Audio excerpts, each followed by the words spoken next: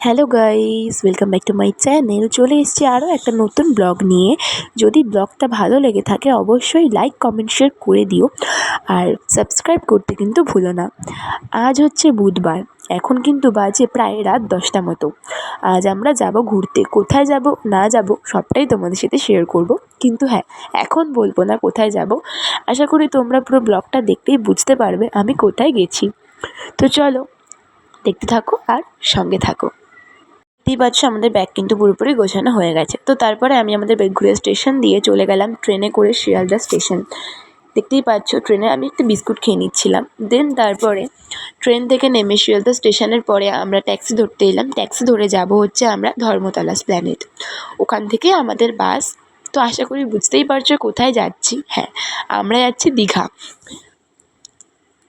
তো দেখতেই পাচ্ছ এই বাসটা, হ্যাঁ এই বাসটা করে আমরা যাব কিন্তু দীঘাতে। তো আমরা বাসে উঠে পড়েছি। বাসে না প্রথমে যখন উঠলাম কেউ ছিল না, আমরা গেছি পুরো ফাঁকায় ফাঁকায়। তো দেখতেই পাচ্ছ এরকম বাসের ভিতরটা শুধুমাত্র আমাদের লোকজনই বলতে পারো ছিল, আর হয়তো কয়েকজন এক দুজন ছিল। তো আমার অবস্থা খুবই খারাপ হয়ে গেছিলো আর প্রচুর ঘুম পাচ্ছিলো। দেন আমরা চলে এলাম কোলাঘাটে। দেখতেই পাচ্ছ প্রায় দীঘার হাফ রাস্তায় আমরা পৌঁছেই গেছি।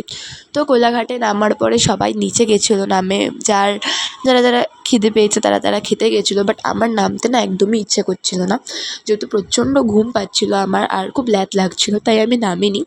আমার বাবা আমার জন্য চিপস নিয়ে এসেছিলো। তারপরে দেখতে দেখতে এভাবেই ঘুমিয়ে পড়লাম। আমি ঘুম থেকে উঠে দেখলাম ব্যাস দীঘায় কিন্তু অলমোস্ট পৌঁছে গেছি। যত আগাচ্ছি আস্তে আস্তে ততই ভালো লাগছে যে আবার চলে এসেছি দীঘা। হ্যাঁ, আমরা কিন্তু বছরে একটা বার দীঘা যাবই। দেখতেই পাচ্ছ এখন কিন্তু বাজে প্রায় 6টা মতো, আর ওই দেখো নতুন জগন্নাথ মন্দিরটা হয়েছে, ওটাই সেই জগন্নাথ মন্দির।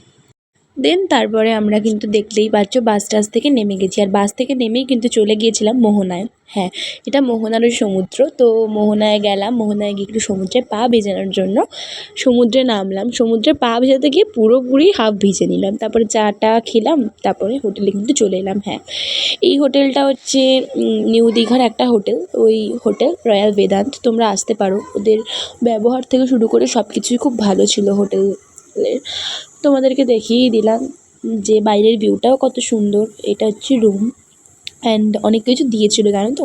হ্যাঁ, এই যেমন কফি, চিনি, চা, তারপরে আরও যাবতীয় জিনিস দিয়েছিলো এখানে।